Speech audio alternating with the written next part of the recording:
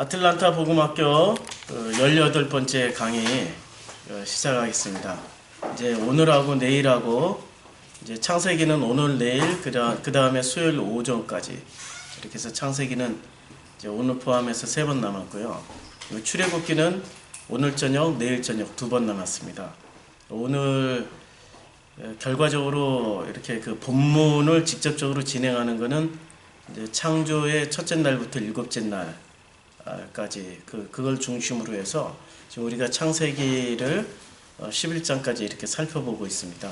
그러니까 나머지 2장이나 3장, 4장, 5장, 6장, 7장, 8장, 9장, 10장, 11장까지는 아무래도 다음에 또 기회가 되면은 그때 또 본문을 하나씩 보면서 살펴보기로 하고, 나머지 성경은 뭐 개론으로라도 이렇게 쭉 살펴보면서 이렇게 쭉 나가는 그런 시간을 좀 가져보도록 하겠습니다.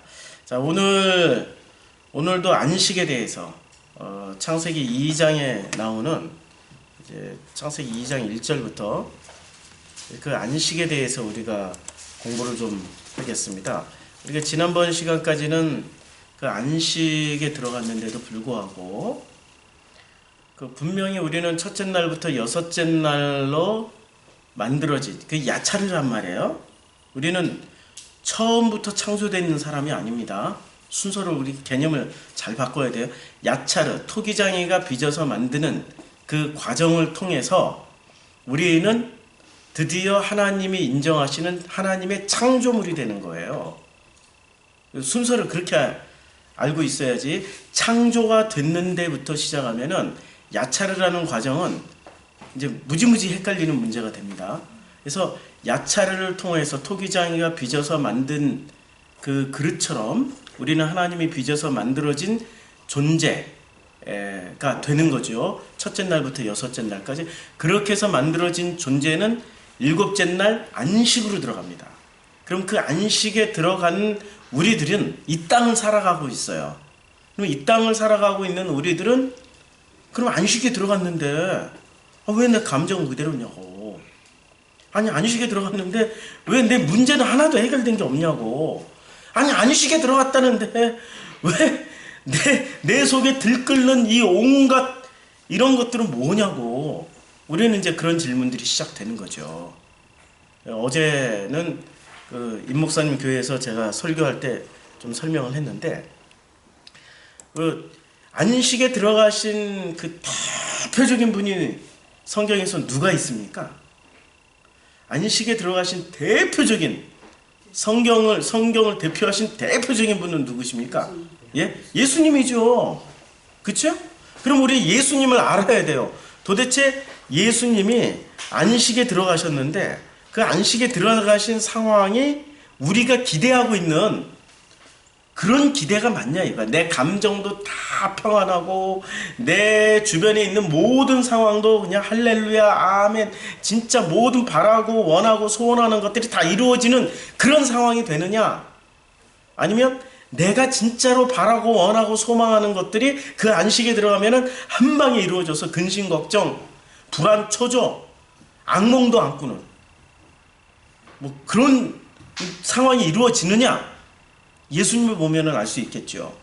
그렇죠? 예수님을 보면은 확인할 수 있는데, 자, 마가복음 15장을 한번 보세요. 마가복음 15장에 보면 예수님이 드디어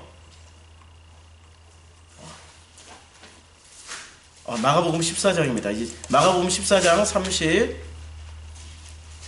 30절부터 한번 이제 읽어보겠습니다. 이 예수님이 안식 자체시잖아요. 그쵸?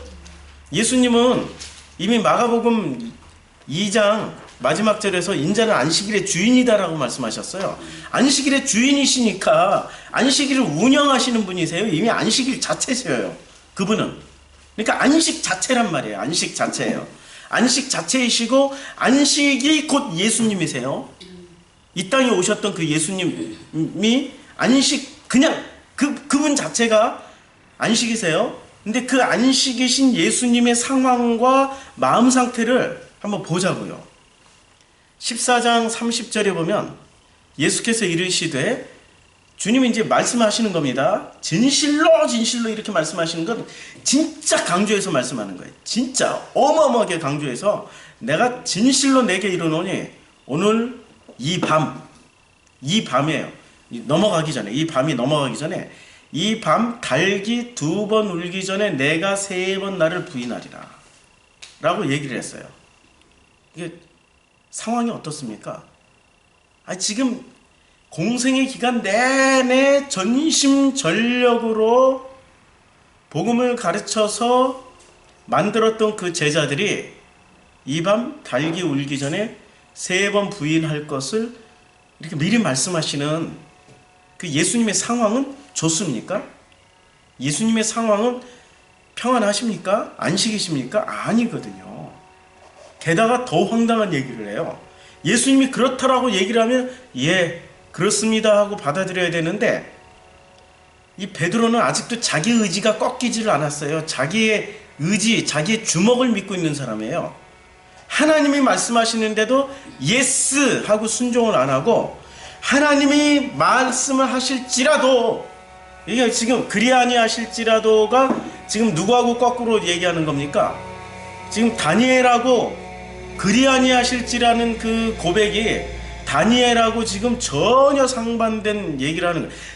다니엘은 무슨 얘기예요? 다니엘은 저를 그렇게 그런데 그런 죽음의 자리에 들어간다 하실지라도 그러나 제가 죽는다 할지라도 그러나 주님께서 죽이지 않고 살려주신다 할지라도 이 모든 것을 다 포함해서 내 뜻대로 하지 마옵시고 아버지의 뜻대로 하시옵소서라는 그런 완전한 자기 내려놓음이 있었어요. 그 자기 내려놓음이 정도가 아니라 자기 죽음이 있었단 말이에요. 그러니까 그런 데서 나오는 고백이 그리 아니하실지라도라는 고백이었어요. 근데 베드로는 그리 아니하실지도 뭐 그런 고백 안 하고요. 자기 뜻이 거기서 또 살아나기 시작하는 거예요. 예수님은 안식으로 들어가셨고 베드로는 안식으로 지금 못 들어간 거죠. 왜냐하면 자기 의지가 살아나고 있기 때문에. 안식으로 들어가는 사람과 안 들어가는 사람의 그 결정적인 기준점은 뭐냐면 지금 예수님과 베드로가 여기서 나뉘어요. 베드로가 뭐라고 그랬냐면 31절에 베드로가 힘있게 말하되 진짜 자기 힘이 있으니까 자기 힘 가지고 힘있게 말을 합니다. 자기 힘을 가지고 힘있게 말하되 내가 주와 함께 죽을지언정 자기가 줄 수 있는 게 뭘 줄 수 있어요? 자기가 가지고 있는 것 중에 최고의 것이 무엇입니까? 사람이 받은 것 중에 최고의 것은 뭐냐면은 그게 바로 자기 목숨이에요. 목숨이에요. 하나님이 주신 선물이 2개가 있습니다. 아니 3개죠. 정확하게 말하면은 하나님이 주신 선물이 3개가 있는데 첫 번째 선물은 우리의 몸입니다. 우리의 몸이 선물이에요. 그래서 우리의 몸, 이 사람이라는 형상을 주셨어요. 제가 항상 저답게 이렇게 짧게 그려요. 근데 이 몸을 주셨고요. 2번째 선물이 뭐냐면 이 몸에 목숨을 주신 거예요. 이거 하나님의 선물입니다. 그 다음에 3번째 선물은 생명을 주신 거예요. 그래서 몸도 선물이요, 목숨도 선물이요, 생명도 선물이에요. 정말 다 소중한 겁니다, 이거는. 이걸 통해서 누구를 알아가라고 주신 거예요? 아버지를 알아가라고. 진짜 너희 아버지가 누구냐고. 이걸 배우라고 주신 겁니다. 그럼 이걸 받은 우리들은 이걸 통해서 아버지를 알아가야 되는데 이걸 통해서 아버지를 알아가는 게 아니라 누구를 세우려면은 아버지를 세우는 것도 아니고 뭐 자기 주변에 있는 이웃들을 세우는 것도 아니고 누구를 세우기 시작하냐면 나라는 존재를 세워요. 근데 나라는 존재를 세우는데 이 나를 세우는 데 있어서 가장 마지노선으로 강하게 그 하나님하고 거래를 하는 거, 딜을 하고 있는 게 뭘 가지고 딜을 하냐면 목숨 가지고 딜을 해요. 목숨 가지고. 결정적일 때는 우리 그렇게 기도하잖아요. 그런 기도 많이 해봤잖아요. 결정적으로 진짜 힘들고 어려운 무슨 상황이 딱 주님 내 목숨 걷어가 주시고 이 상황 해결해 주세요. 그것도 착한 사람이라고 하는 사람들이 내 목숨 걷어가 주시고 내 가족 잘 되게 해주세요. 내 자식 꼭 살려주세요. 자기 목숨 가지고 딜을 해요. 그렇죠? 지금 그 장면이 베드로의 이 장면입니다. 베드로가 힘있게 말하되 자기 목숨이 붙어있고 이 목숨을 누구 거라고 생각해요? 자기 거라고 생각해요. 그러니까 이 목숨을 자기 거라고 생각했던 이 베드로에게 주님은 뭐라고 말씀하십니까? 잠깐 갔다 올까요? 요한복음 21장에 보면 주님이 뭐라고 말씀하시냐면 주님이 요한복음 21장에 이런 말씀을 하십니다. 21장에 자 19절 이 말씀을 하심은 베드로가 어떠한 죽음으로 하나님께 영광을 돌릴 것을 가리키심이러라. 이 말씀을 하시고 베드로에게 이르시되 나를 따르라. 나를 따르라고 지금 몇 번이나 말씀하고 있습니까? 베드로에게. 아직 마가복음 1장에서도 이 갈릴리 바닷가에서 그물을 던지고 있던 그물을 깃고 있던 이 베드로에게 나를 따르라 말씀하시고 나를 따르라고 수없이 말씀하세요. 그런데 마지막 나를 따르라고 말씀하실 때는 뭐라고 하시면서 나를 따르라고 말씀하십니까? 어떤 죽음을 죽을 것인지를 가르쳐 주셔요. 마지막에. 그렇죠? 목숨이 베드로 거예요? 하나님 거예요? 하나님 거죠, 이 목숨은. 그래서 마가복음 14장 31절로 다시 돌아와서 보면 베드로가 힘있게 말하되 내가 주와 함께 죽을지언정 목숨을 자기 것으로 주장을 하고 있어요. 지금 베드로를 보세요. 근데 이런 베드로에게 주님이 다시는 목숨 가지고 딜하지 말라고 요한복음 21장 19절에서 확실하게 못을 박아둡니다. 너 어떻게 죽을 거야? 너는 이렇게 죽을 거야. 이렇게 확실하게 주님이 말씀을 해주십니다. 왜 그랬을까요? 하도 못 깨달으니까. 그가 자기가 가지고 있는 그 모든 것 중에 최고의 것을 목숨이라고 생각해요. 우리 목숨 하나님이 주신 선물입니다. 선물은 잘 쓰고 감사하게 잘 받아서 누리고 가면 되는 거예요. 그런데 그것을 가지고 하나님이 주신 선물을 잘 쓰고 잘 누려야 되는데 그걸 가지고 주신 분하고 거래를 하는 거예요. 선물을 주신 분하고. 생각을 해보세요. 선물을 주신 분, 주님이 이거 선물을 주셨단 말이에요. 이렇게 예쁜 안경을 선물로 주셨어요. 그럼 이 예쁜 안경을 잘 쓰고 다니면 돼.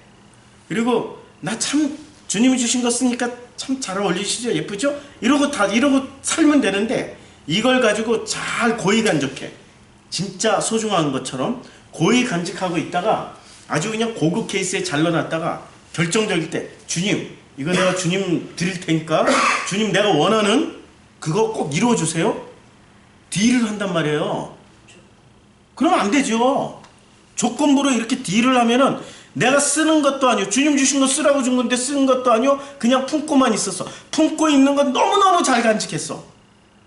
지금 잘 간직했단 말이에요. 내 입장에서 보면 너무너무 잘한 거예요. 잘 생각해 보시라고요. 내 입장에서는 정말 잘 간직했어요. 잘 간직하고 잘 품었어. 왜냐하면 나는 이걸 주신 분을 너무 소중하게 생각해서 나에게 주신 이 물건을 진짜 잘 간직했어. 난 함부로 쓰지도 않았어. 그게 한 달한테 가지고. 그렇죠.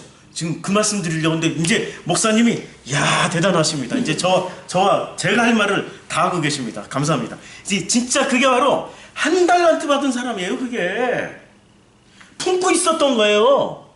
왜? 딜하려고. 주인 오실 때까지 기다리고 있었던 거예요. 그걸 땅에 파묻어 놓고 주인 오시면 그거 꺼내가지고 보세요. 내가 이렇게 묻어놨죠? 그대로 잘 간직하고 있었죠? 그러려고 목숨은 그러려고 주신 게 아니에요. 목숨은 어떻게 하라고 주셨어요? 죽고 땅에 떨어져서 죽고 썩어서 자라서 열매를 맺으라고 주신 겁니다. 주신 목적이 분명하세요. 우리에게 목숨을 주신 목적은 땅에 떨어져서 씨앗처럼 죽고 그것이 썩어서 자라서 열매를 맺어서 그 열매를 통하여서 수많은 사람들을 먹이는 겁니다. 그리고 그 자란 나무가 잎이 무성해져 가지고 어떻게 하는 거예요? 수많은 새들이 깃들이게 하기 위해서. 주님이 말씀하셨잖아요. 그렇죠? 그러면 주님이 주신 선물은 가장 잘 쓰는 게 어떤 겁니까? 땅에 묻히는 거예요. 그리고 썩어버리는 거예요. 그리고 거기서 생명을 피워내는 겁니다. 우리는 이렇게 생각하면은 겉뜻으로만 생각을 해요. 그러면 내가 죽으라는 얘기인가? 어쩌라는 얘기인가? 땅에 묻히는 게 안식이에요. 이걸 모르는 거예요, 지금 베드로는. 땅에 묻히는 것은 안식인지를 모르는 거야. 자기 목숨을 자기 것이라고 하고 내가 이렇게 얘기하는 거예요. 주와 함께 죽을지언정 주를 부인하지 않겠나이다. 이 말을 지금 베드로가 언제 또 했냐면은 요한복음 6장을 한번 보세요. 요한복음 6장 저 밑으로 내려가셔야 돼요. 요한복음 6장 몇 절이냐면 자 68절 한번 보세요. 요한복음 6장 68절에 시몬 베드로가 대답하되 주여. 시몬 베드로가 대답하는 거예요. 이미 제자들이 많이 떠나갔어요. 66절에 보면 그때부터 그의 제자 중에서 많은 사람이 예수에게서 떠나가 버렸습니다. 다시 그와 함께 다니지 아니했어요. 다시. 그래가지고 예수님을 따르던 사람들은 많으나 그러나 예수님을 떠나서 다시 예수님을 따르지 않는 사람도 많이 있다는 것을 항상 기억해 두세요. 이 중에 하나가 된다면 얼마나 불행한 사람입니까? 근데 베드로는 좀 무식하고 좀 이렇게 튀는, 그러니까 자기 의의가 강했던 사람이지만 끝까지 예수를 따라다님으로 말미암아 정말 어떻게 죽을 것인지를 주께서 가르쳐 주신 거죠. 어떻게 죽으라고? 주님이 가르쳐 줬어요. 내가 나를 사랑하느냐? 내가 나를 사랑하느냐? 내가 나를 사랑하느냐? 사랑을 가르쳐 주신 거예요. 사랑으로 죽으라고. 죽기 직전에 그거 가르쳐 주셨죠. 그리고 바로 나오는 그 절이 이는 베드로가 어떻게 띠를 띠고 그 신을 신고 주를 따른 그 죽음을 가르쳐 주심이라고 그랬죠. 그러니까 어떻게 죽을지를 가르쳐 주셨어요. 죽는 거는 사랑이에요. 그럼 그 마지막에 베드로 보세요. 습관이 이 사람은 습관성 자기 과시자예요. 이게 한두 번이 아니란 말이에요. 습관성 자기 과시자야. 근데 우리가 다 그랬잖아. 무슨 일만 벌어지면은 하나님이 주신 것을 그걸 가지고 하나님이 쓰라고 주신 것을 가지고 쓰지도 않고 딜을 내 하나님하고. 내가 이거 드릴 테니까 하나님 받아주시고 소원 성취 문제 해결해 주세요. 이렇게 하고 딜을 했잖아. 우리 자식 줬단 말이에요. 자녀 가지고 딜을 하고 있어. 나에게 재산 줬단 말이에요. 재산을 가지고 딜을 하고 있어. 나에게 건강을 줬단 말이에요. 건강 가지고 딜을 하고 있어. 물론 그게 나쁘다는 게 아니에요. 제가 이렇게 강하게 말씀드리는 건 딜이라도 해 좀 제발 좀. 딜이라도 좀 하시라고. 딜도 안 한 사람들이 문제야. 딜이라도 해야 베드로처럼 건너온단 말이에요. 좀. 이게 이것도 저것도 안 하는 사람들은 더 문제예요 지금. 그래 종교적인 이런 분들이 얼마나 소중한 건데요. 제가 지금 베드로를 이렇게 성경의 실체를 먼저 알아야 그 다음에 것을 얘기를 하는 거죠. 딜 많이 하셨죠? 괜찮아. 베드로처럼 다 주님이 건너가게 해주세요. 괜찮아. 자, 습관성 자기 과시자 이 베드로가 이제 또 14장 다시 마가복음 14장 31절에서 또 확인을 하겠습니다. 베드로가 힘있게 말해. 내가 주와 함께 죽을지언정 절대로 주를 부인하지 않겠나이다. 이게 지금 몇 번째인지 몰라 베드로는. 그리고 몇 번이나 도망갔어요. 습관성 자기 부인, 습관성 자기 과시. 우리란 말이에요. 근데 이런 과정을 통하여서 우리는 더욱더 무엇을 깨달아갑니까? 끝까지 찾아오시고 끝까지 우리 손을 놓지 않으시고 누가 우리를 사랑해서 끊으리요? 그리스도의 사랑해서 끊으리요? 환난이나 공고나 핍박이나 적신이나 기근이나 칼이냐? 이런 말씀을 우리가 깨달아가는 겁니다. 이게 있어야 되는 과정이에요. 꼭 필요한 과정입니다. 우리가 한 방에 완성되는 사람들이 아니거든요. 한 방에 된다면 얼마나 좋아요. 한 방에 되신 분 중에 꼽으라면은 몇몇 분은 꼽을 수 있죠. 한 방에 완성되신, 한 방에 이렇게 탁 깨달으신 분들, 그런 분 중에 한 분이 바울 선생이죠. 아니, 그런 특별한 분들 말고, 다윗도 얼마나 오랜 시간을 거쳐서 만들어졌습니까? 아브라함도 얼마나 오랜 시간을 거쳐서 만들어졌습니까? 요셉도 얼마나 오랜 시간을 거쳐서 만들어졌고, 다니엘도 얼마나 오랜 시간을 거쳐서 만들어졌습니까? 생각을 해보시라고. 하루에 5번을 기도를 한다라는 거는 그 사람이 날마다 해피하면 하루에 5번 기도할 필요 없어요. 잃어버려요, 그냥. 하루에 5번을 기도하지 않고서는 도저히 못 살 것 같으니까. 하루에 5번씩이나 기도하신 분입니다. 다니엘? 사람들은 다니엘의 성공 스토리만 보고 나도 다니엘처럼 살고 싶다. 그래서 이름을 다니엘이 제일 많아. 영어 이름 중에. 저도 다니엘이라고 지었어요. 처음에 그런 줄 알았어. 그랬더니 하나님이 다니엘처럼 살게 해주셨어. 하루에 5번 기도 안 하면 못 살아. 이름을 바울이라 바꿀까 생각. 지금 바꾸지 마세요. 예, 아버지 마음대로 다 바꾸세요. 지금 바울처럼 살고. 네, 지금 바울처럼 살고 있는. 조현우 목사님이 예.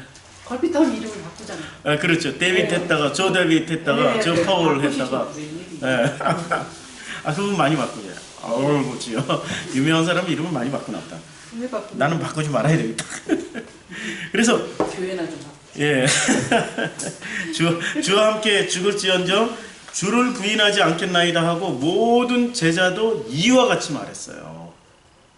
모든 제자들이 베드로처럼 말을 했단 말이에요. 그러면 주님이 그때 기쁘셨겠어요? 슬펐겠어요? 방금 표현해 주셨네. 한숨으로 에휴.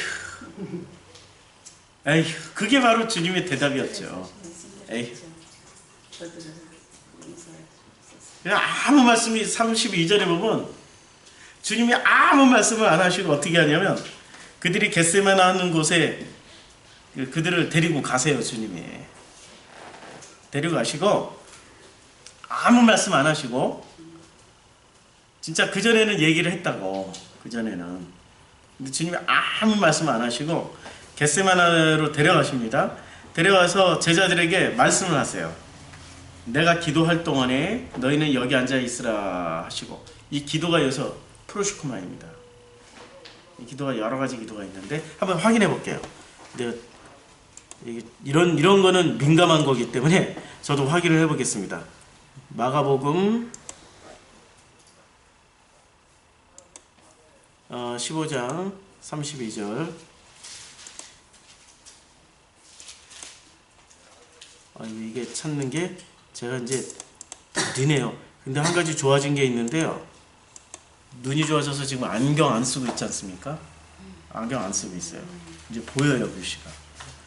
저 아틀란타 처음 왔을 때는 안 보이신다고. 글씨가 안 보여가지고 계속 안경 쓰고 이렇게 봤는데 지금 안경 안 쓰고 보고 있네. 저도 놀랐네. 지금 안경 안 쓰고 보고 있는 중이에요. 참 감사하네요. 마가복음 14장이네. 14장. 내가 14장을 펴야 되는데 15장 32절을 펴놓고 눈은 보이는데 이제 정신이 오락가락하네. 자, 이제 그 기도가 프로시코마에 맞죠? 프로시코마이네. 기도가 프로시코마에 맞습니다. 14장 35절. 예, 프로시코마이가 이제 주님이 하신 기도는 이게 프로시코마이입니다. 아이테오가 아니라는 얘기예요. 프로시코마이는 어떤 기도라고 그랬죠? 프로시코마이는 주님 아버지와의 교통이에요. 하나님과의 교통. 교통인 가장 기본적인 뜻은 교통이고, 그리고 어떤 식으로 교통을 하게 되냐면 하나님이 주시고 내가 받는 거예요. 프로시코마이는 주님이 주시고 내가 받고 그 받은 것에 대한 응답을 하는 거예요. 먼저 누구부터 시작하냐면 아버지로부터 시작하는 게 프로시코마입니다. 나로부터 시작하는 기도는 아이테오 제테오라고 나옵니다. 구하라 그러면 구할 것이요, 두드려라 그러면 줄 것이요, 이럴 때 아이테오 제테오예요. 찾으라 이런 게 아이테오하고 제테오를 씁니다. 프로시코마이를 써요. 자, 그래서 32절에 내가 프로시코마이 할 동안에 너희는 여기 앉아 있으라. 앉아 있으라고 그랬어요. 기도하라는 소리도 아니야 지금. 앉아 있으라. 누가 대표로 다 프로시코마예요? 주님이 다 하시겠다라는 얘기예요. 주님이 카디조라고 그랬어요. 이 앉아 있으라. 이 앉아 있으라는 이 카디조가 어디서 나오냐면은 마태복음 5장 1절에서 나와요. 주님이 산에 올라가 앉으심에라는 단어가 카티조예요. 그럼 무슨 말이냐면 주님은 제자들에게 지금 제자들을 만드시고 제자들을 부르셨어요. 열두를 특별히 선택해서 부르시고 4장 그 마지막 절에는 자 보세요. 이 카티조가 왜 의미가 있냐면은 자 마태복음 지금 이게 베드로 상황과 이 주님의 마지막 장면을 마지막 기도하시는 장면을 우리가 잘 살펴봐야 돼요. 그래야 이 안식이 뭔지를 알게 되는데 자 4장 마태복음 4장 25절을 보세요. 갈릴리와 데가볼리와 예루살렘과 유대와 요단강 건너편에서 수많은 무리들이 따릅니다. 진짜 수많은 사람들이 어마어마한 사람들이 따릅니다. 데가볼리 인구가 제일 많은 예루살렘에서 쏟아져 나왔고 유대 전체에서 쏟아져 나왔고 요단강 건너편에서 얼마나 많이 모였는지 수많은 사람들이 따릅니다. 갈릴리로부터 시작해가지고 다 따라왔어요. 그래서 예수께서 무리를 보시고 산에 올라가 앉으시니 이게 바로 카티조예요. 앉으시니라는 이 장면이. 근데 주님께서 이렇게 앉으셨을 때에 누가 나왔습니까? 그 수많은 무리들 중에 딱 선택받은 12이 나온 거예요. 지금 선택받은 12에게 드디어 입을 열어서 5장 2절 드디어 주님이 입을 열어서 가르치신 거예요. 언제 어디서 가르쳤어요? 12를 선택하시고 그 12에 대해서 여러 가지로 이제 보여주시고 사역하시고 하시다가 그 산에서 드디어 앉으시고 제자들이 나와왔을 때 이 모든 비밀을 마태복음 5장, 6장, 7장에 걸쳐서 산상수훈을 통해 가지고 가르쳐 주실 때 어떻게 성경은 드라마틱하게 이것을 구성해서 말씀을 해 주시냐면 입을 열어서 가르쳐 줘요. 입을 열어서. 드디어 입이 열렸어. 어마어마한 내용을 가르쳐 주신 겁니다. 이 세상에 이 복음의 모든 비밀, 이 세상과 오는 세상과 우리 지나왔던 모든 과거를 다 해석할 수 있는 나의 전 존재를 해석할 수 있는 그 모든 비밀을 드디어 주님이 입을 열었다라고 말씀하시는 거예요. 입을 열어서 가르쳐 주시는데 그 가르쳐 주시기 전에 어떤 일이 먼저 발생합니까? 앉으시는 거예요. 카티조 여기 앉아 있으라. 그러면은 주님이 앉았던 그 좌우지간 산이에요. 겟세마네 동산. 그 산에 당신은 지금 당신 대신에 누구를 앉히고 있는 거예요? 12를 앉혀놓은 거예요. 지금 12를. 굉장한 사건이에요. 지금 12이 이제 무슨 일을 하라고?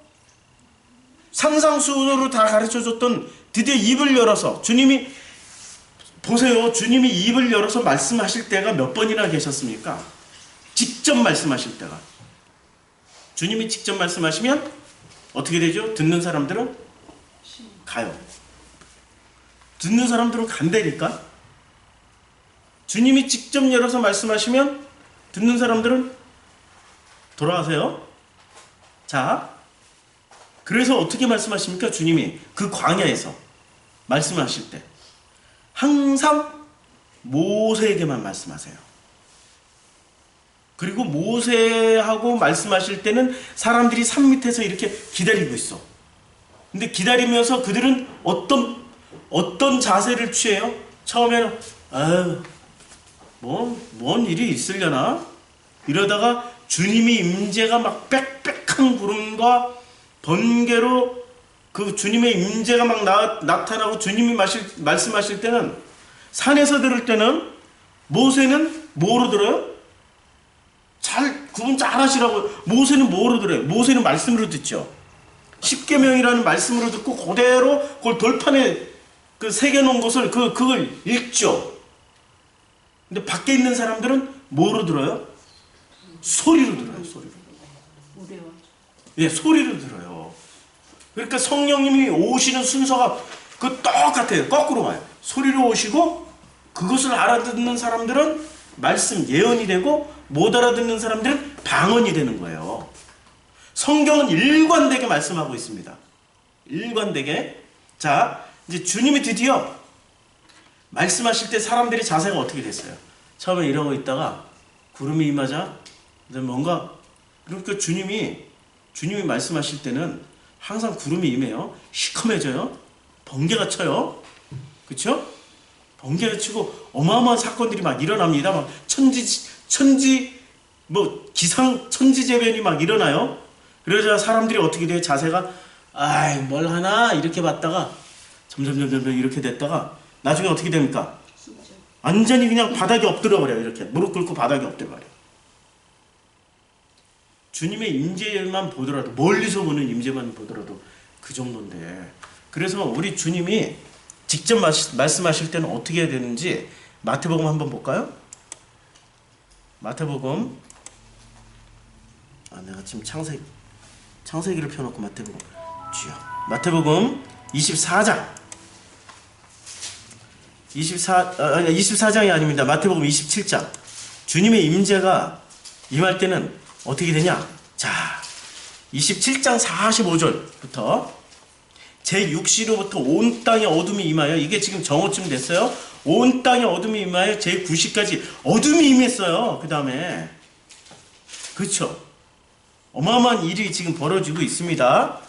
어둠이 임했어요.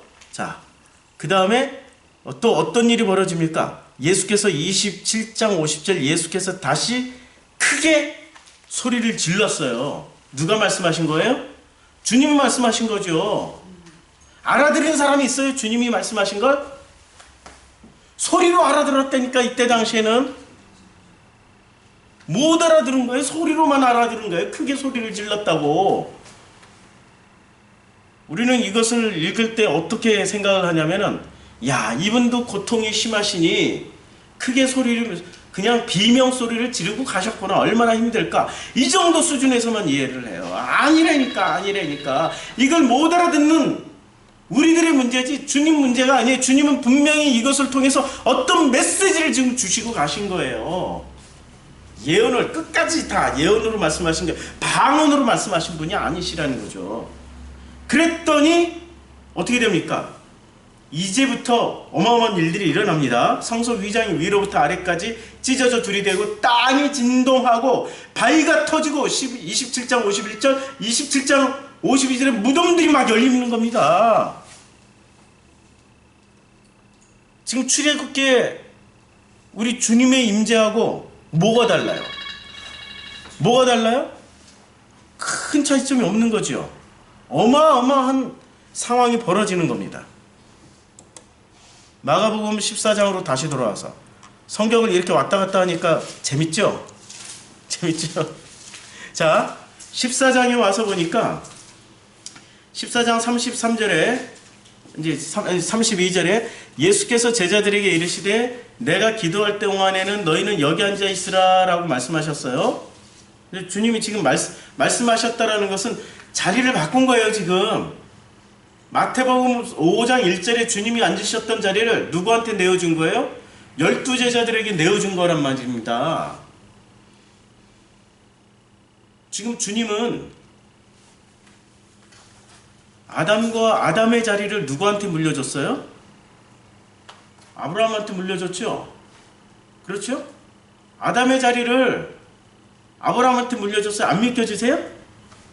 아니, 마태복음 1장을 한번 봐요.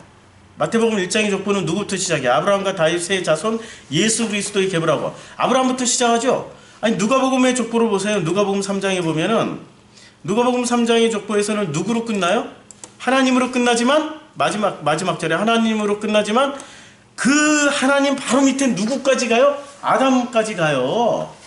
그러면 이 아담의 자리를 누가 받았다라는 얘기예요? 아브라함이 받은 거죠. 그렇죠?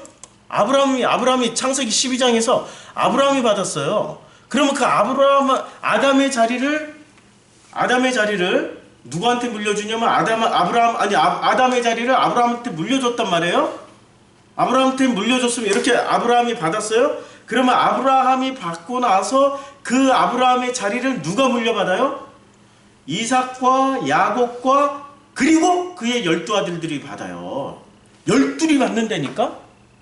성경은 철저하게 지금 그걸 다 설명을 해주고 있어요. 주님이 그 산에서 가르치셨던 그 산상순, 그 놀라운 비밀들을 지금 그 산에서 주님이 뭘 주셨어요? 십계명 주셨죠. 출애굽기 그 산에서는 십계명을 주셨고 신약의 그 산에서는 뭘 주셨어요? 산상수훈을 주셨죠. 우리가 십계명 공부했는데 뭐 산상수훈은 언제 공부해요? 다 했다니까 벌써. 산상수훈 엑기스는 십계명으로 다 나와 있어요. 다 했어. 그 산에서 십계명을 주셨고 그 산에서 산상수훈을 주셨어요. 그 산에서 12지파를 주님이 세우셨고 지금 이 산에서 12를 세우시는 거예요. 그럼 12는 누가 되지? 그래서 그 12이라는 의미를 알게 하시기 위해서 어떻게 하셨습니까? 12제자 이름 다 외우는 사람이 있으면 나와보라고 그래요. 외우세요? 신학 박사도 못 외워요. 왜냐면 들어갔다 나왔다 하는 사람들이 하도 많아가지고 이게 사복음서 다 대조해도 정확하게 12사람의 이름이 일치하지 않아요. 12명의 제자가. 그리고 12지파의 12아들들의 이름이 그대로 계시록까지 가나요? 아니요. 들어갔다 나왔다 해가지고 처음에 12아들들의 이름과 계시록에 나오는 12지파의 그 이름이 달라요. 창세기에서도 몇 번 바뀌는데 창세기에서도 에브라임과 므낫세가 들어가고 요셉과 르벤이 빠져버려요. 그리고 또 뒤에 가서는 누가 또 빠져요. 그러니까 서로 들어갔다 나왔다 하고 마지막에 12제자가 그러면 가룟 유다까지 12제자인가? 가룟 유다 빼고 마띠아가 12제자인가? 헷갈려요. 마띠아를 12제자로 딱 뽑아놨더니 마띠아는 이름 한 번 나오고 끝나버려. 원래 12사도의 이름에는 누가 들어가려고 그랬어요? 마띠아가 아니고 바울이 들어가야 되거든. 그래서 주님이 모태로부터 택정함을 바울을 택정해버리신 거예요. 사람들이 자기 뜻으로 세워버렸어요. 그러니 참 놀라운 거죠. 12이란 이름을 우린 잘 몰라요? 그럼 무슨 얘기냐?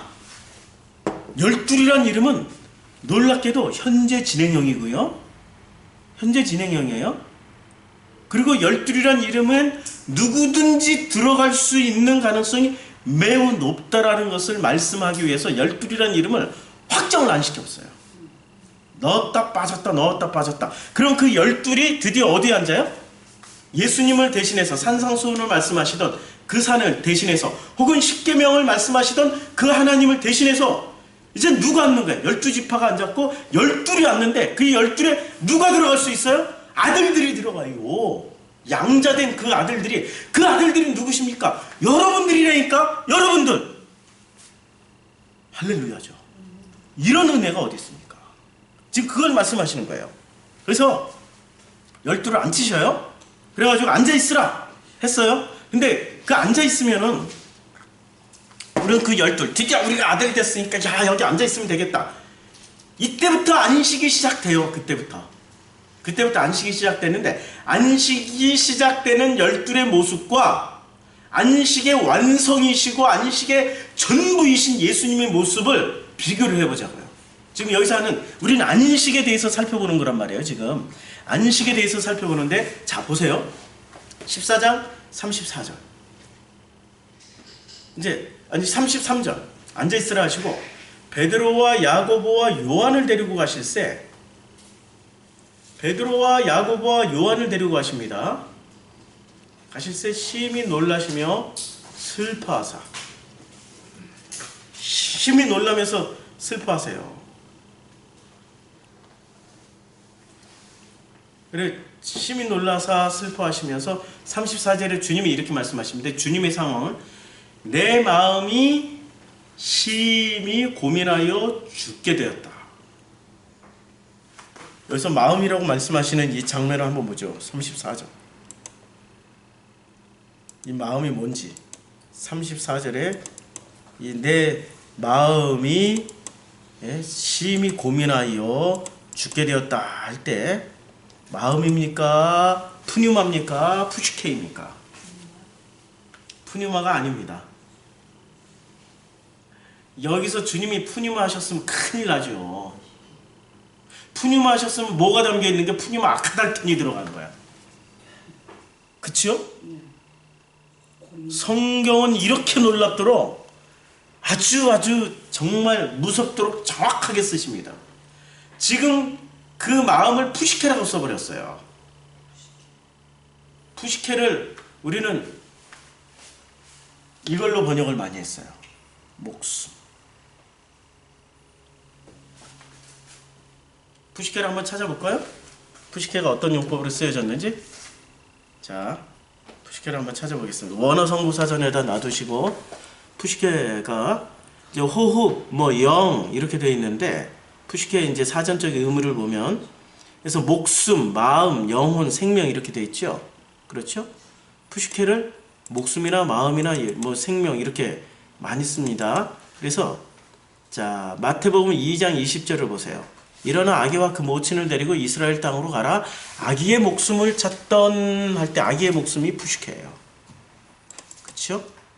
그 다음에 마태복음 6장 25절 그러므로 내가 너희에게 이르노니 목숨을 위하여 무엇을 먹을까 무엇을 마실까 몸을 위하여 무엇을 입을까 염려하지 말라. 목숨이 음식보다 중요하지 아니하며 이렇게 말을 할 때 목숨이 푸시케죠. 그렇죠? 그러니까 주님이 지금 이 마가복음에서 마가복음 14장 34절에서 말씀하신 마음이 심히 고민하여 죽게 되었나이다 라고 얘기할 때는 마음이라고 번역한 것도 맞아요. 푸시케가 마음이라는 뜻도 있는데 이 마음은 무엇을 대변하는 마음이죠? 목숨을 대변하는 마음이죠. 이게 이 마음이라는 게 목숨을 대변하는 마음이 있습니다. 이게 푸시케예요. 그럼 주님이 지금 고민하시는 것은 푸뉴마라는 마음으로 심히 고민하여 내가 죽게 되었으니 이렇게 말씀하신 게 아니고 뭐라고 말씀하고 계십니까? 심히 고민하여 푸뉴마 아니 푸시케라고 말씀하고 있어요. 그러면 이제 심히 고민하다라는 단어를 한번 보겠습니다. 심히 고민하다라는 단어가 페릴리포스예요. 페릴리포스가 슬픈, 매우 슬픈 이런 뜻이에요. 근데 이 페릴리포스는 페리라는 단어하고 3077에서 유래했다고 그러니까 3077 한번 가봐요. 페리라는 것은 이제 전치사니까 3077 보면은 예호야다 이렇게 되어 있습니다. 이게 제가 히브리어다 놔두었어요. 3077 죄송합니다. 3077을 가서 보면은 리베입니다. 리베는 슬픔, 한숨, 근심, 서러움입니다.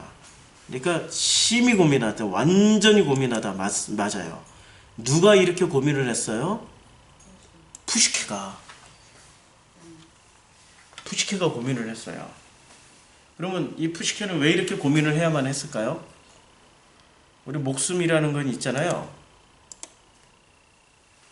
사람이 가장 큰 고통과 두려움과 공포를 느끼는 그 순간이 푸시케가 끊어지는 순간입니다. 아시죠? 죽음 앞에서는 모든 사람이 진실해진다고 그러잖아요. 죽음 앞에서. 인간이 느끼는 가장 큰 고통이기 때문에 그때만큼은 자기의 속에 있는 것이 그대로 가감 없이 다 드러난다라는 얘기죠. 목숨 앞에서는. 그 목숨이라는 것을 주님 보여주신 것이에요. 당신의 목숨이라는 그 마음의 상태를. 안식에 들어가셨는데 주님의 안식을 누가 방해를 하고 있습니까? 그 감정과 주님의 주님의 그 상황을 주님은 푸뉴마로 영원한 안식이세요. 그분은 푸시케가 그렇죠? 목숨이 곧 내 마음이라고 생각하는 거예요. 아니라니까? 목숨이 내 마음이 아니에요. 진짜 내 마음은 뭐죠? 푸뉴마예요. 그래서 이 푸뉴마를 놓고 두 가지 말이 싸우고 있잖아요. 아니, 싸우고 있는 게 아니라 하기오스라는 말을 담아야 되고 아니면 아카달톤이 담겨 있고 하기오스라는 말이 아카달톤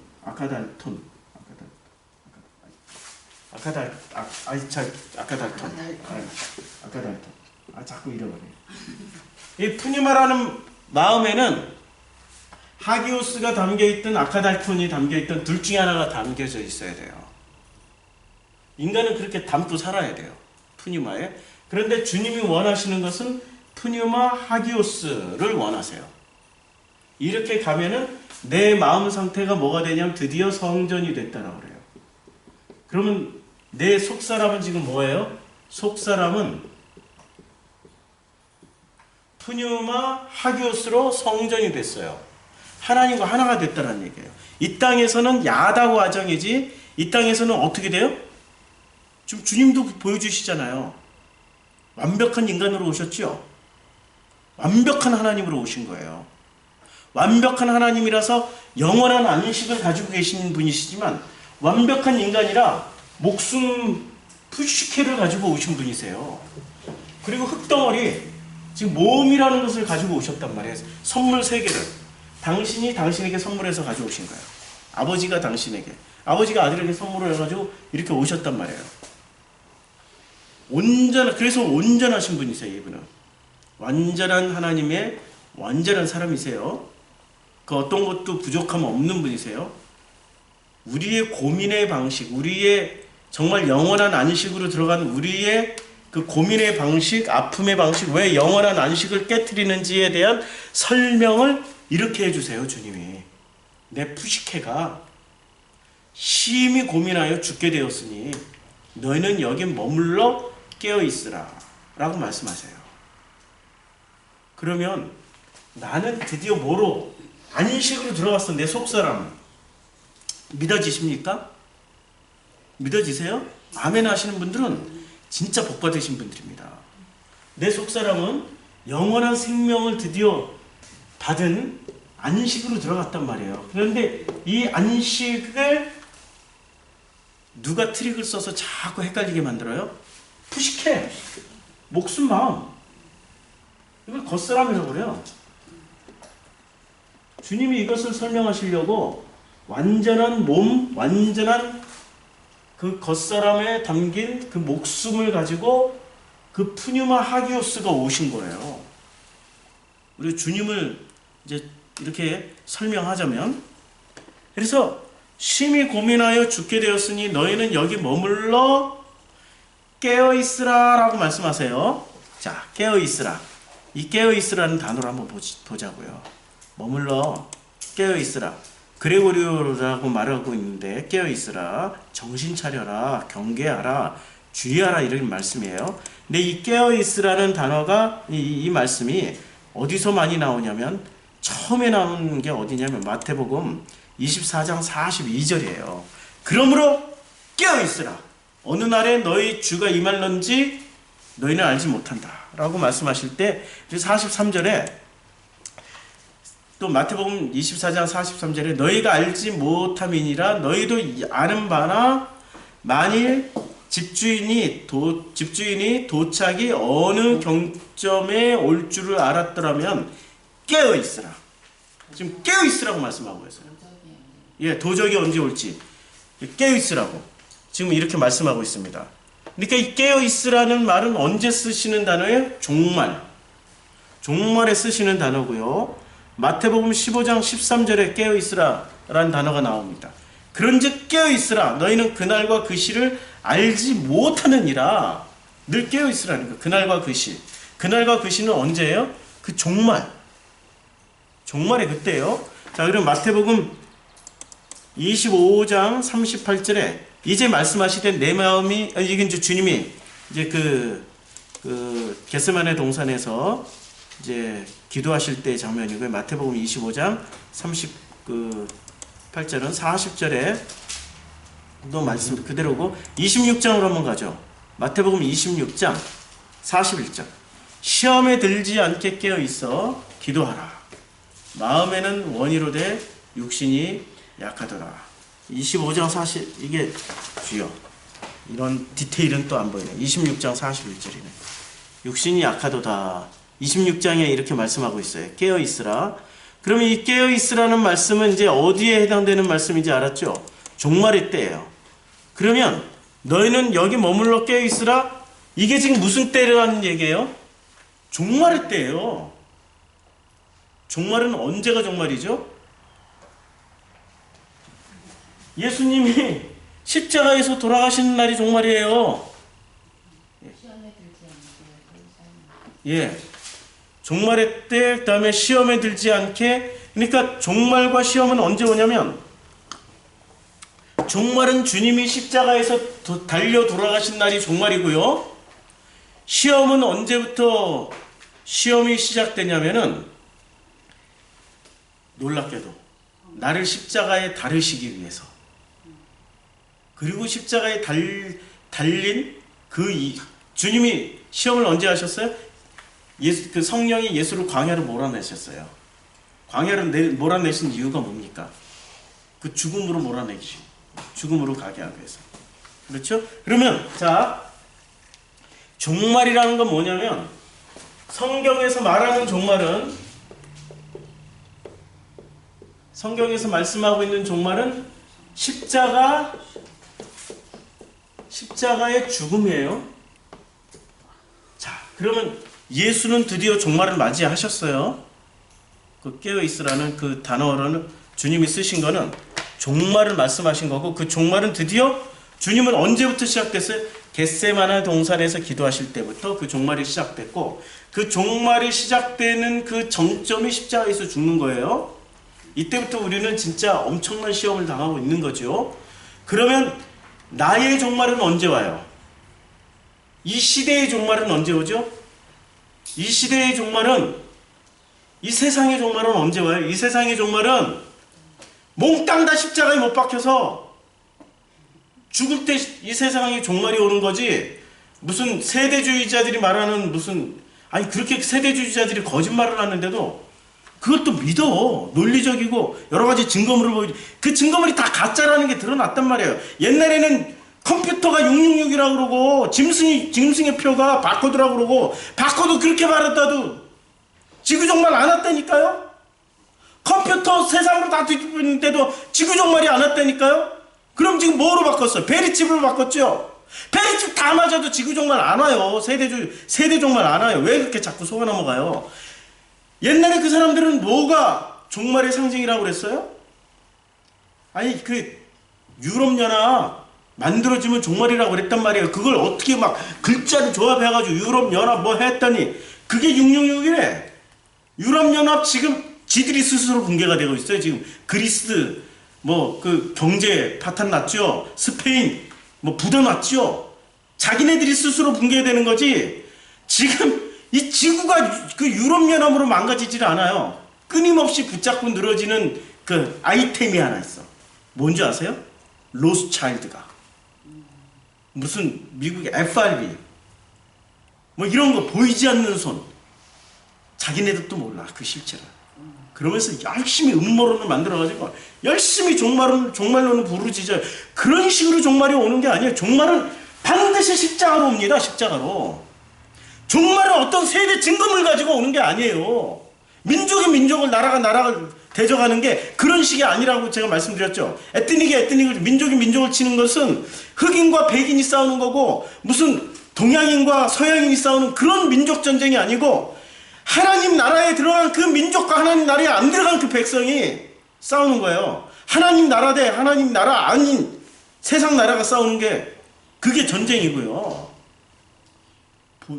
그게 우리 안에서 지금 일어나고 있는 거죠. 예수님은 종말을 십자가 죽음으로 딱 보여주시고 종말 다 보여주셨어. 그러면 우리는 지금 무엇을 살아가요? 지금 우리도 종말을 살아갈 수 있게 돼요. 왜? 십자가에서 죽으면. 그래서 복음을 한마디로 요약을 해봐라. 그러면 이렇게 요약할 수 있죠. 마가복음 1장 1절이다. 하나님의 아들됨이고 하나님의 아들 예수 그리스도 복음의 시작이다. 이걸 이렇게 풀어서 얘기합니다. 하나님의 아들이 되는데 어떻게 아들이 되냐면 예수로 죽고 이때 종말이에요. 예수로 죽고 그리스도로 부활해서 종말을 이제 드디어 넘어선 우리는 부활에 참여하는 자가 되는 거죠. 아직도 그냥 십자가에서 죽지 않아가지고 증거물을 찾으려고 눈에 보이는 증거물이 그게 그러니까 너희 이 세대가 표적을 구하나 요나의 표적밖에 보여줄 게 없다고.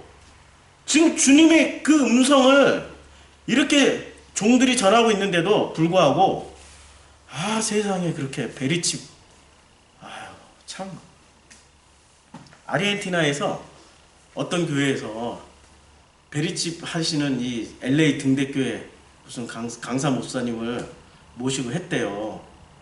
그 교회가 잘 성장하고 있었어요. 그분 가시고 나서 교회가 찢어졌대. 베리칩 왜 얘기 안 하냐고. 베리칩 주장하시는 파들이 생겨가지고 교회를 갈라서 나갔대. 참 그 과정 같아요. 그렇죠. 그런 종말의 과정을 우리는 하나님을 모르니까 어떻게 해요? 하나님을 모르니까 하나님이 당신을 계시해 주시기 위해서 종말론자들도 쓰세요. 그러니까 징검다리니까 건너가세요. 저도 그런 아무것도 아닙니다. 예. 그래서 한국으로 가려고 그랬어요. 예. 그러니까 아무것도 아닙니다. 이 종말론을 하나님이 끊임없이 종말론자들을 하나님이 원하시면 한 방에 다 제압해 버릴 수 있어요. 한 방에 다 종말론자들 다 끝내버리실 수 있습니다. 이 세대주의 종말론자들. 하나님이 안 없애시는 것은 그분들을 통해서도 건너올 자들이 있기 때문에. 이게 징검다리예요. 징검다리. 그분들이 나쁘다고 얘기하는 게 아니라 거기에 머물러 있으니까 제가 이렇게 열을 내고 말씀하고 있는 겁니다. 진짜 종말은 십자가에서의 나 죽음입니다. 내가 죽고 그리스도로 부활했더니 그때부터 뭐가 시작돼요? 복음의 시작이라. 그러니까 마가복음 1장 1절은 앞쪽에서 다 설명해 주는 거야. 하나님의 아들 예수 그리스도 복음의 시작이다. 이게 한마디로 그냥 다 표현을 했어. 지금 마가복음 가지고 우리가 공부하고 있잖아요. 복음 다 설명하고 있어요. 깨어 있으라. 그럼 이 깨어 있으라는 얘기는 십자가에서의 죽음을 우리가 준비하는 과정이라고 생각하면 돼요. 그럼 무슨 뭐 세대주의 종말, 야 지진이 일어났다, 야 전쟁이 일어났다, 와 민족과 민족이 이렇게 친다, 뭐 기상이변이 일어났다, 이런 거 가지고 야 깨어있어, 야 이제 드디어 종말이 오니까 우리 흰옷 입고 준비하자, 휴거 준비하자, 이런 얘기가 아니란 말이에요. 무엇을 준비하는 것으로 깨어있으라고 말씀하셨어요? 십자가에서의 나 죽음을 위해서 깨어있으라고 지금 말씀하고 계시는 겁니다. 자, 깨어있으라. 35절. 조금 나아가서 땅에 엎드려 주님이 기도하십니다. 될 수 있는 대로 이때가 자기에게서 지나가기를 구하며. 이때 구하며 35절 한번 보세요. 구하다라는 단어가. 자, 주님이 이때가 지나가시기를 자기 될 수 있는 대로 구하며. 이게 아이테오 제테오가 아닙니다. 프로슈쿠마이 하는 거예요. 아이테오 제테오를 했다면 어떻게 돼요? 목적 성취를 하는 거죠. 우리가 그는 악용하잖아요. 이거 진짜 지나가게 해주세요. 베드로처럼 하는 거예요. 그럼 내 목숨을 드릴게요. 자기 목숨 가지고 딜을 하는 거예요. 아이테오 제테오 가지고는. 아이테오 제테오를 잘못 쓰면 진짜는 약속한 거 주세요. 아이테오 제테오가 주님이 구하라고 그래서 구하고 찾으라고 해서 찾는 거 있잖아요. 주님 주실 거 주세요. 예수 주세요. 이거예요. 아이테오 제테오의 본래 목적은. 그러면 주님은 아이테오 제테오를 하는 게 아니라 지금 여기서 뭐를 하세요? 프로슈크마이를 하세요. 그러면 구하다라고 번역하기가 하면 참 거시기 한데 그냥 구하다를 그대로 받으면 프로슈크마예요. 이것을 프로슈크마이를 하면 조금 더 나아가서 땅에 엎드려 될 수 있는 대로 이때가 당신에게서 지나가기를 주님과 어떻게 했어요? 주님의 뜻을 구하고 계신 거예요. 목사님 혹시 죄송하지만 예. 프로시코마이하고 아이테오 제테오 그 기도에 대해서 조금 좀 설명을 해주세요. 아, 그래요? 이게 그러면 오늘 저녁에 할게요. 근데 이 큰 개념으로는 아이테오 제테오는 그 기본의 개념이 하나님이 주실 때 이렇게 기도하라고 주신 그 아이테오 제테오는 약속한 거 있잖아요. 그거 주세요라고 들으시면 돼요. 아이테오 제테오는 누가 설명을 잘해 주셨냐면은 김성수 목사님이 아이테오 제테오 프로시코마이 설명 잘해 주셨어요. 김성수 목사님이 설명을 잘해 주셨기 때문에 그거 들으시고, 제가 인터넷에 올린 그 글들 중에 이런 글들이 많이 있습니다. 그걸 한번 찾아보시면 됩니다. 그런데 잠깐 설명하면 그거예요. 약속한 예수 주세요예요. 약속하신 복음 주세요예요. 아이테오 제테오는. 그리고 프로시코마이는 드디어 그것을 받는 거예요. 그냥 이렇게 받는 거야. 내가 무슨 노력을 하는 게 아니라 주께서 주시는 거야. 그럼 받고 나면은 내가 피드백이 나갈 거 아니에요. 그때 그래서 프로시코마이는 교통이라는 성격이 강해요. 오고 가고. 주님의 역사가 어떻게 시작됩니까? 말씀이 육신이 되어 우리 가운데 거하심에, 그게 엘코마이예요. 오고 가고 하는 거예요. 엘코마이가 오다라는 뜻도 있고 가다라는 뜻도 있어요. 히브리어에는 보호에 해당돼요. 오다라는 뜻도 있고 가다라는 뜻도 있어요. 주님이 오셔야 드디어 뭐가 시작돼요? 산상수훈이 시작되고 그 다락방 설교가 시작되고 주님의 십자가 사건이 우리에게 보여짐으로, 그리고 부활 사건을 통해서 우리가 뭐를 알게 돼? 복음을 알게 되죠. 복음을 알게, 주님이 오셨으니까. 그러면 우리가 어디로 가요? 아버지로 가는 거예요. 아버지에게로 오며 가며가 되는 거예요. 이게 교통이 되는 거예요. 이게 프로시코마의 전 과정이에요. 주님이 여기서 프로시코마이를 하고 있습니다.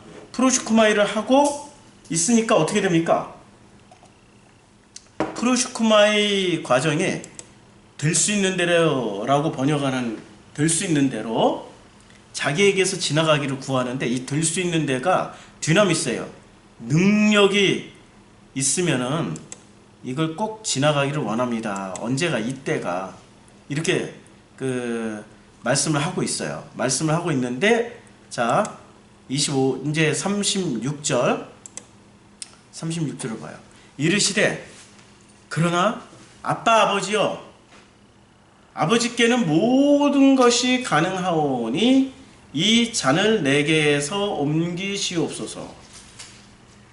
그러나 나의 원대로 마옵시고 아버지의 원대로 하옵소서라고 이렇게 말씀하고 있어요. 지금 당신을 내려놓고 누구의 뜻대로 하고 있는 거예요? 아버지 뜻대로 하고 있죠. 이게 프로시코마예요. 프로시코마의 궁극적인 목적은 내 뜻 내려놓고 아버지 뜻대로 하는 겁니다. 이게 진짜 기도예요. 내 뜻 내려놓고 아버지 뜻대로 하는 게 진짜 기도예요. 이게 바로 안식에 들어가신 분의 모습입니다. 내 뜻 내려지고 아버지 뜻대로 바뀌는 거예요. 내 푸시케의 이 목숨의 마음이 내려지고 푸리마 하기오스의 그 속사람의 것이 살아나는 거예요. 여러분들은 각자 달란트가 다 있어요. 하나님이 그 속사람을 뭐로 채워주셨는지는 저는 몰라요. 저 같은 경우는 속사람을 뭐로 채워주셨냐면은, 어렸을 때부터 제 과정을 이제 잘 보세요. 이게 각 분야에서 다 달라요. 저는 고등학교 때까지는 진짜로 되고 싶었던 게 화가였어요. 화가가 못 됐어요. 집안이 너무 가난해서. 그러면은 그 다음에 되고 싶었던 게 너무 가난해서 화가가 못 되었고, 그 다음에 되고 싶었던 것이 뭐가 되고 싶었냐면은 철학자가 되고 싶었어요. 철학자가 되고 싶었던 이유는 이 세상의 근본과 원인을 좀 알고 싶어서. 철학자가 되면 알 수 있을 것 같았어요. 슬픔이나 기쁨이나 어떤 사람들의 행복의 근원이 뭔지, 마음의 근원이 뭔지를 알고 싶어서 철학자가 되고 싶었단 말이에요. 그런데 하나님은 철학자로 인도하시는 것이 아니라 그때 당시 교회도 안 다니시던, 믿지도 않던 아버지께서 너는 철학과는 안 돼 해가지고 갑자기 신학대학으로 돌려졌어요. 그게 우연의 일치라고 생각했는데 나중에 보니 필연이었어요. 하나님의 그 시나리오대로 믿지도 않는 아버지가 오히려 신학대학을 권유해가지고 신학대학을 가게 됐어요. 그 신학대학에서 또 제가 늘 궁금했던 것이 신학이라는 학문을 하면서도 도대체 원인이 뭐고 근본이 뭐고 이 너머에 뭐가가 있는데 이 뭔가를 찾고 싶었어요. 그래서 이제 우리 대학 다닐 때는 대자보 문화였단 말이에요. 대자보를 이렇게 쓰면서 대학 가니까 대자보가 있는 거예요. 대자보를 이렇게 읽으면서 대자보를 내가 읽고 대자보를 소비하는 학생이 아니라 대자보를 쓰고 싶은 생각이 들었어요. 이 세상의 모든 원리와 근본됨을 알아가지고 내가 대자보를 쓰자고. 그래서 공부를 어마어마하게 했어요. 신학도 마찬가지로 그런 과정으로 공부를 했어요. 이런 과정을 통해 가지고 제 속에는 뭐를 심어주셨냐면 나에게 심어주신 그 씨는 근본, 원인을 알고 싶어하는 그런 씨를 심어주신 거예요. 근데 그 씨를 심어서 이제 드디어 예수와 함께 나라는 겉사람이 종말을 맞이했어요. 나라는 겉사람이 십자가에서 죽고 그리스도로 부활하면서 복음이 드디어 열리기 시작하니까 이 세상에 나를 설명할 수 있게 되는 거예요. 내가 이 세상의 근본됨, 모든 근본됨의 출발점이 나라는 것을 이제 신학까지 했는데도 답이 없었어요. 그 신학에서. 그러니까 진짜 궁금하니까 어스트랄러지 뭐 이런 것도 공부를 했어요. 근본됨을 알고 싶어가지고. 그랬더니 그거는 줄 수 없는 보다 본질적이고 진짜 근본적인 나를 알게 해주신 거예요. 나를 알았더니 너를 알게 되는 거예요. 너가 누구죠? 내 이웃이자 내 원수였던 예수를 알게 되는 거예요. 알게 되면 예수가 내 이웃이고 모르게 되면 예수가 내 원수예요. 내 이웃을 내 몸처럼 사랑하라. 내 몸처럼 사랑해. 원수를 사랑하라. 다 그게 누구예요? 예수예요. 이 세상의 근본 원인은 예수 그리스도였어요. 근본을 다 설명해 줄 수 있고 나를 설명할 수 있는 그분 예수였어요. 나는 누구로 꽃을 피우게 됐냐면 내 속사람은 예수 그리스도로 말미암아서 근본됨과 원인을 알게 되니까 말을 하게 되는 거예요. 나는 지금 사람들이 인정하든 인정하지 않든 이렇게 사람들이 인정하는 사람들은 어떤 사람을 인정하냐면 대형교회 목사님들, 당회원들만 막 몇십 명 되는. 저도 이제 당연 많이 이렇게 생기기 시작했어요.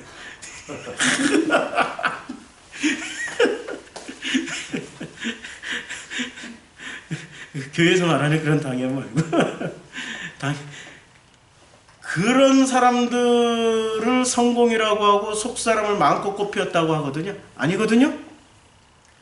나는 지금 속사람을 뭐로 마음껏 꽃피우고 있냐면 복음을 설명하는 걸로 나에게 뿌려진 씨가 근본된과 원인을 지금 찾아서 지금 막 설명을 해주고 있단 말이에요. 얼마나 행복한 자리인지 몰라요. 나는 성공한 사람이에요. 누가 뭐라 그래도 나는 지금 정말 성공한 사람이에요. 왜냐하면 진짜 행복하게 살아가니까.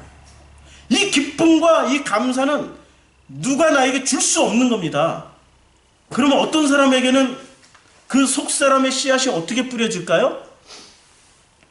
속사람의 씨앗이 뭐로 표현이 될까요? 자기의 근본됨과 이 세상의 모든 근본됨의 원인을 뭐로 설명할까요? 어떤 사람은 운동으로 표현할 수 있고요. 어떤 사람은 예술로 표현할 수 있고요. 어떤 사람은 직장에서 보스가 돼가지고 사장이 돼서 열심히 일하는 것으로 표현할 수 있어요. 원리는 다 똑같아요. 다르지가 않다니까요. 근본됨을 설명하는, 그것을 설명하는 방식이 그 씨앗이 어떤 사람에게 어떻게 뿌려졌느냐, 그건 하나님 마음이야. 그건 하나님 마음이에요. 선물이야. 그래서 선물은 주는 사람 마음이지 받는 사람 마음인가? 받고 싶은 어린아이가 이렇게 때렸어요. 3살짜리가 말을 이제 배웠어. 3살짜리가 때렸어. 아빠 면도칼 난 면도칼 선물해줘. 면도칼 말도 잘 못해. 아빠 면도칼 이런다고 아빠가 면도칼을 선물을 해줄 수 있나? 아니라니까. 그 선물 안 해. 장난감 칼은 선물을 해줄 수 있지. 그것도 뾰족하거나 날카로운 게 아닌 그냥 뭉뚱그려가지고 이상한 거. 자기가 원하는 칼이 아니야. 버려버려. 면도칼 촤 막대를 쓴다고 진짜 면도칼을 줄 수 있나요? 안 준다니까. 그거 좀 큰일 나요. 큰일 나요. 큰일 나. 그래서 선물은 받는 사람 마음이 아니고요. 주시는 분 마음이에요. 그래서 속 사람이 깨어나면은 자기 속에 있는 숨은 달란트들이 다 있다. 그게 달란트예요. 그게.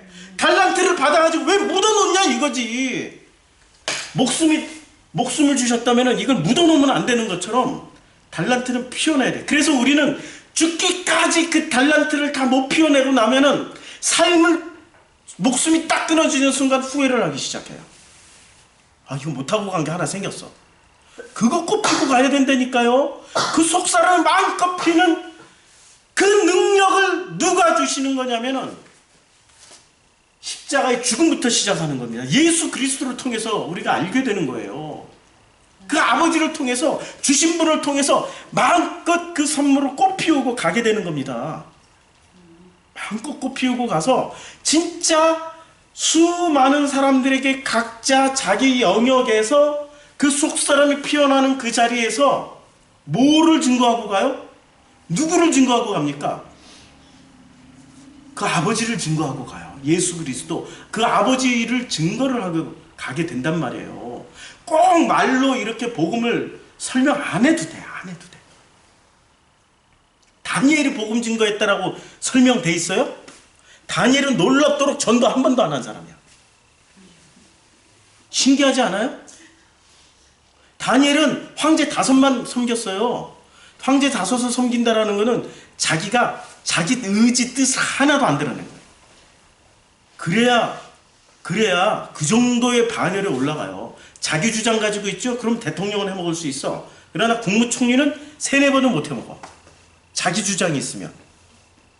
항상 세컨 2인자로 있으려면 뭐를 해? 자기 주장이 없어야 돼. 다니엘이 그 복음을 그렇게 알았음에도 불구하고 다니엘은 복음을 입 밖에도 낸 사람은 아닙니다. 잘 보시라고요. 그쵸? 절대 입 밖으로 안 냈어요. 그런데도 그가 있었던 자리에서 뭐가 꽃피었습니까? 속사람이 꽃피어났어요. 참 놀라운 일이 벌어지고 있는 거예요.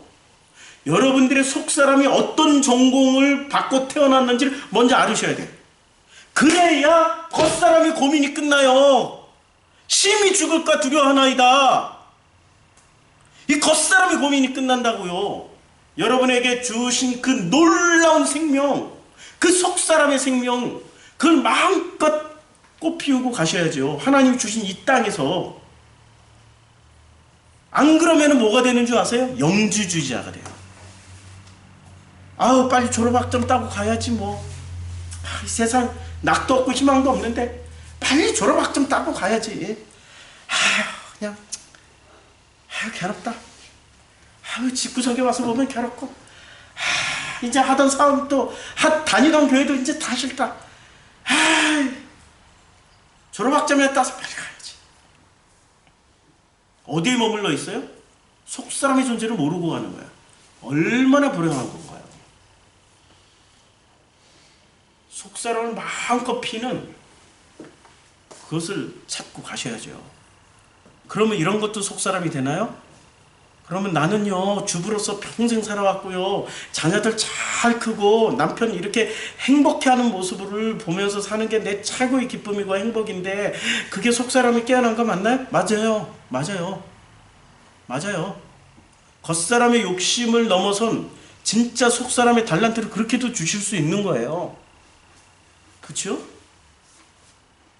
그게 꼭 거창하게 인류 역사에 기여하고 발전시킬 수 있는 그런 일이 아니어도 돼요, 속사람은. 그래서 질그릇이라고 표현한 거예요. 왜 나는 보석 그릇을 안 만들어 놨어요? 왜 나는 여광단지로 만들었어요? 괜찮아. 그 속사람의, 그것만 속사람의, 그 질그릇에 담겨져 있는 그 보화만 깨달으면 돼요. 일제시대 때 그렇게 수없이 끌려가신 그 위안부 할머니들, 자기 인생 다 못 살고 갔단 말이에요.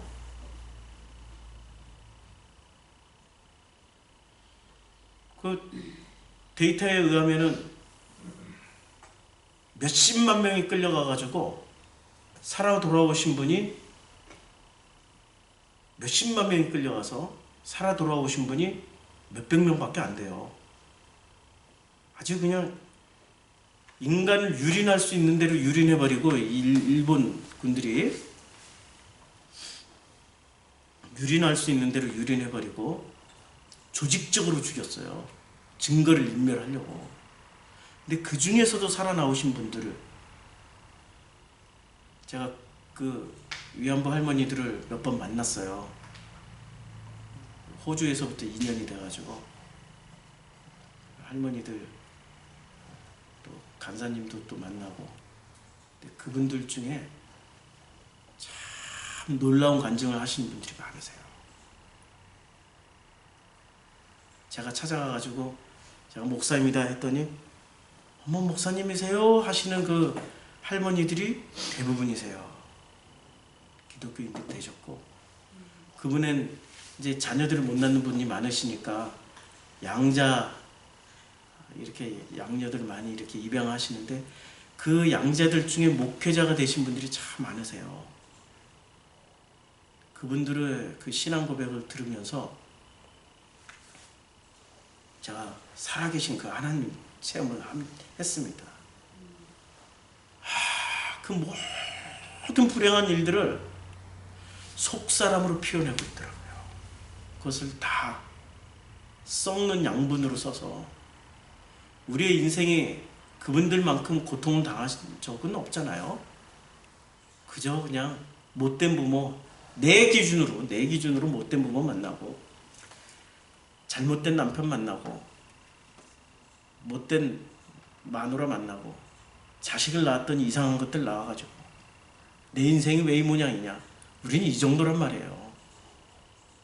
그분들은 삶과 죽음을 수십 번 수천 번 넘어오신 분들이란 말이에요. 자기 온몸에 지울 수 없는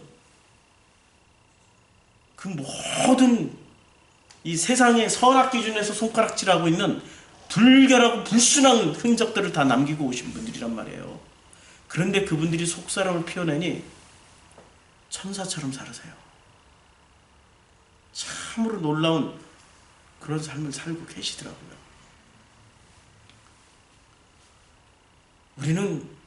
우리 살아온 삶 한번 되돌아보시라고요. 겉사람 그 마음으로 내가 근심하여 심히 죽겠나이다 이러고만 살아오셨죠. 내가 근심하여 심히 죽겠나이다. 우리는 그러고 살아오는 존재예요. 안식에 들어왔다면서도 그러고 살아요. 근데 주님은 바로 결단하시잖아요. 바로 뭐라고 말씀하세요? 내 뜻대로 마시고 아버지의 뜻대로 하시옵소서.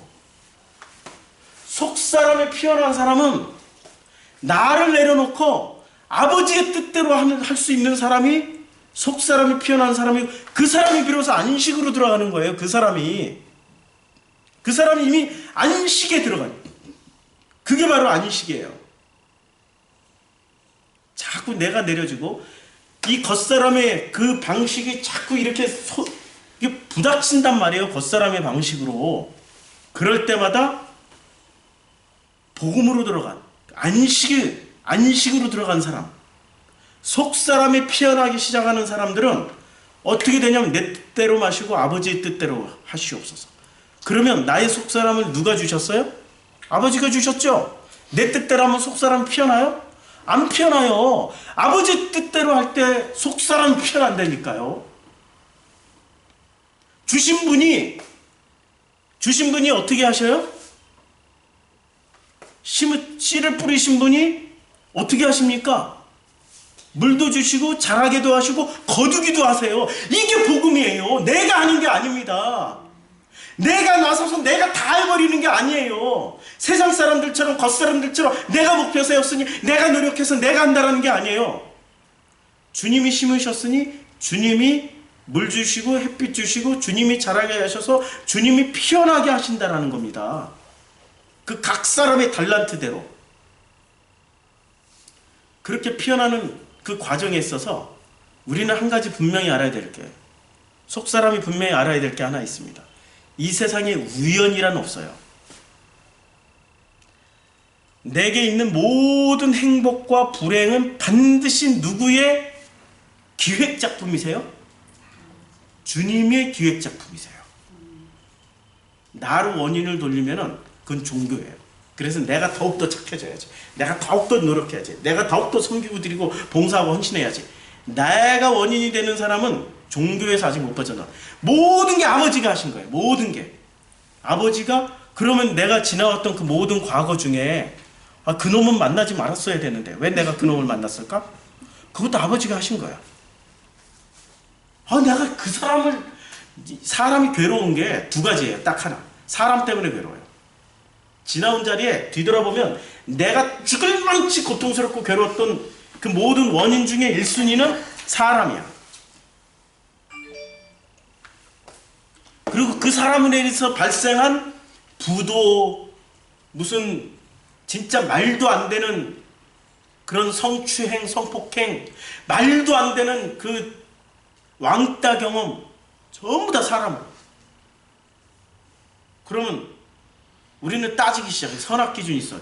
그럼 그 사람들은 그렇게 악한 놈을 나한테 붙여주시, 그게 하나님 맞아요? 그게 아버지 맞아요? 이러고 따지기 시작해. 겉사람. 안식에 들어온 사람들은 우연은 없구나. 하나님의 필연만 있었구나. 이게 정말 하나님의 기획작품이요. 그 사람을 통해서 내가 이 복음을 듣게 됐구나. 그때부터 시작해서 하나님 감사합니다. 그리고 그 감사로부터 나오는, 그 속에서부터 나오는 용서가 시작돼요. 용서, 그를 용서한 것 같이 나를 용서해요. 땅에서 묶이면 하늘에서도 묶여요. 땅에서도 풀면 하늘에서도 풀고, 하늘에서 풀면 땅에서도 풀어요. 그래서 하늘이란 단어를 복수로 써요. 샤마임, 복수예요. 나도 하늘이 된 거야. 이 땅에서. 땅을 살아가고 있는 나도 하늘이 되기 때문에 내가 풀면 하늘에서 푼 거기 때문에 땅에 있는 것들이 풀려요. 그래서 용서를 할 수 있게 되는 거예요. 풀어내기 시작해. 이런 일들이 생기기 시작하는 거예요. 용서부터 시작돼. 그랬더니 내 속에 있는 겉사람은 날로 후패해지고 내 속사람은 어떻게 됩니까? 날로 성장하게 돼요. 이제는 나를 통해서 누구를 보기 시작하는 거예요? 너를 보는 거예요. 너가 용서가 되는 거야. 드디어 너가 용서가 돼. 그리고 너가 용서가 되고 너 또한 하나님의 프로그램에 들어가 있어요. 시험에 들어가 있어. 근데 시험에 들어가 있는 사람들 중에 깨어있지 못한 사람은 몰라 그게 시험인지. 저주라고 하면 생겨. 그래서 저주 패러다임을 그래서 끊어버리기 위해서 어떤 책을 써내느냐? 가문의 저주를 끊는 방법. 저도 그런 책 읽고 있잖아요. 사람 이렇게 보면은 뿌리가 보여. 가문의 몇 대까지 이 뿌리 쫙 찾아가면은 막 뱀도 있고 용도 있고 그런 게 가문의 저주인 줄 알았어. 그거 아니라니까. 저도 그런 징검다리 다 건너왔어요. 그거 아니라니까. 저주 패러다임은 누가 만들어내는 거냐면은 내가 만들어내는 겁니다. 내가. 베드로가 했잖아요. 죽기까지 난 주님 따르겠습니다. 영생의 말씀이 당신께 있었는데 내가 누구를 따라갑니까? 나는 모든 사람이 버릴지라도 나는 주님만 따르겠나이다. 이렇게 베드로. 그게 스스로 지금 뭐를 만들어내고 있는 과정이에요? 저주를 만들어내고 있는 거예요. 그랬더니 닭이 두 번 울기도 전에, 이 두 번 울자마자 세 번 울기도 전에 어떻게 됐습니까? 이 사람이 세 번 울기도 전에 세 번 부인해버렸어요. 그리고 나서 그가 무엇을 깨달은 겁니까? 밖에 나가서 슬피 울었어요. 자기의 상황이 어떠함을 깨달은 거야. 근데 깨닫지 못한 유다는 어떻게 됐어요? 나가니 밤이러라. 그리고 목을 매달아서 자살해버렸어요. 이 세상에 있는 유다가 그것만 깨달았으면 돼. 내가 이렇게 지금 주님 배신하는 것도 이게 우연이 아니었구나. 하나님 필연이었구나. 하나님 쓰신 각본 안에 들어가 있는 나는 쓰임받는 존귀한 자네?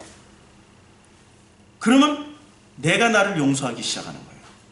내가 나를 용서했더니 내 원수였던 예수가 용서되는 거예요. 예수가 이웃이 돼요. 베드로는 그걸 했다니까. 베드로는. 유다는 못했고 베드로는 했어요. 그 차이야. 이제 이해가 돼. 안식으로 들어가는 길은 첫 번째 내가 나를 알아야 돼요. 그래서 지난번 창세기 17강에 나에 대한 공부를 했어요. 이제 너는 이렇게 시작되는 거예요. 너는 내가 용서가 되면 모든 너들은 누가 돼요? 하나님의 천사가 되는 거예요. 하나님의 사자들이 되는 거예요. 너도 나가고. 그렇죠. 하나님의 천사가 돼요. 모든 너들은. 그래서 그분들이야말로 나를 진심으로 속사람이 깨어나게 하기 위한 진심의 하나님의 도구였다라는 것이 알게 되어질 때 그때 용서가 되는 겁니다. 내 가까이에 있는 바로들을 용서하세요. 내 주변에 내 이웃에 있는 그 바로들이 하나님의 천사이시고 메신저이십니다. 있지요? 어딜 가나 꼭 있지요? 가장 가까운 데부터 이 바로들이 꼭 계시죠? 직장에도 계시죠? 복음을 알게 되면은 그분들이 하나님이 나의 속사람을 강건하게 만드시기 위해서 보내주신 하나님의 사자들입니다. 그래서 마가복음 1장 13절에 이렇게 말씀하고 계세요. 광야에서 40일을 계시면서 사탄에게 시험을 받으세요. 이게 지금 깨어있으라는 그 단어하고 연결된 단어죠. 시험을 받았다. 근데 시험을 받으실 때 깨어있는 사람은 어떻게 깨닫기 시작하냐면 이렇게 깨닫습니다. 들짐승과 함께 계셔요. 그런데 들짐승과 함께 계시기 때문에 뭐가 된 거예요? 들짐승들이 천사들로 바뀌어서 수종을 드는 걸로. 지금 천사들이 특별히 내려왔다는 기록도 없어요. 아무것도 없어. 그럼 들짐승이 뭐가 됐어요? 천사가 되는 겁니다. 내 주변에 들짐승들이 바글바글 하십니까? 깨어 있으시면 알게 됩니다. 깨어 있게 되면 그분들이 하나님이 나를 시험하시는 도구들이고 바로였고 들짐승들이라는 것을 알게 되면 그분들이 나를 수종 들고 있는 하나님의 사자들이라는 겁니다. 얼마나 감사한 일입니까? 얼마나 감사해요. 내가 노력해서 만들어 나가는 일, 인내는 쓰나 그러나 그 열매는 달다. 머리띠 딱 붙이고 고시 공부하는 학생처럼 우리는 고3 시절을 그렇게 대한민국의 대부분의 사람들은 그런 시절을 보냈어요. 거기서 실패하는 사람들은 어떻게 되죠? 대학에 떨어지고 고통을 당하죠. 나는 왜 이 모양밖에 안 될까? 그게 우리의 현실입니다. 그러나 이제는 걱정하지 마십시오. 주님이 일하십니다.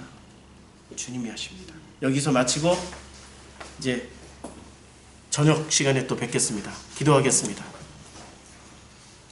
주님 감사합니다.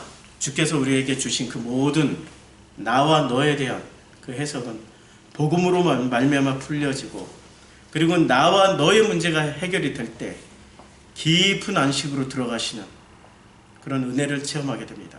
이 땅에서 누릴 수 있는 그 축복을 우리들에게 알게 해주시고 깊은 안식으로 들어갈 수 있게 해주신 그 은혜에 감사드리며 예수 그리스도 이름으로 기도드렸습니다. 아멘.